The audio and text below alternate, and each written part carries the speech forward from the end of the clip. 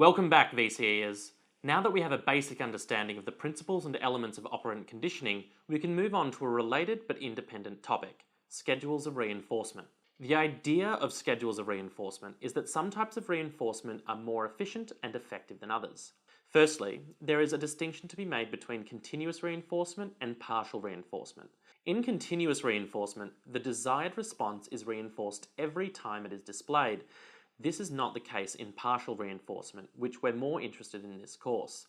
There are 4 different schedules of partial reinforcement: fixed interval, fixed ratio, variable interval, and variable ratio.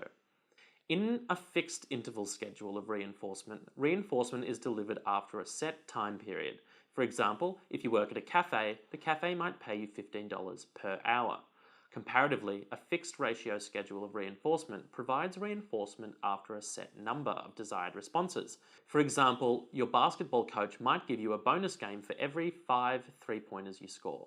In both of these schedules of reinforcement, either the time period or the number of desired responses is set, hence the fixed part of their names. Things get slightly more complicated when the schedule of reinforcement is variable rather than fixed. For example, a variable interval schedule of reinforcement provides reinforcement based on an average time interval. For example, reinforcement may be provided on average every 3 hours, but that doesn't mean that it will be provided after each 3-hour interval. For example, reinforcement might come after 1 hour, then 5 hours, then 4 hours, then 2 hours, in order to average every 3 hours.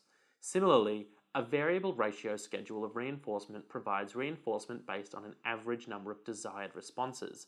For example, reinforcement may be provided on average after every 100 desired responses, but that doesn't mean that it will be provided precisely after each set of 100 desired responses.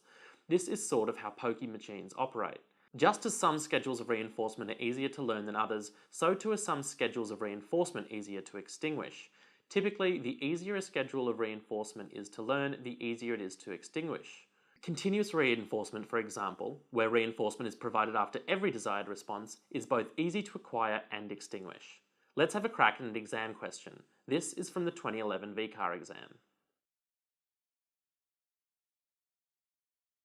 The schedule of reinforcement is based on the desired response being displayed at a set time. Thus, the schedule of reinforcement in question is a fixed interval schedule.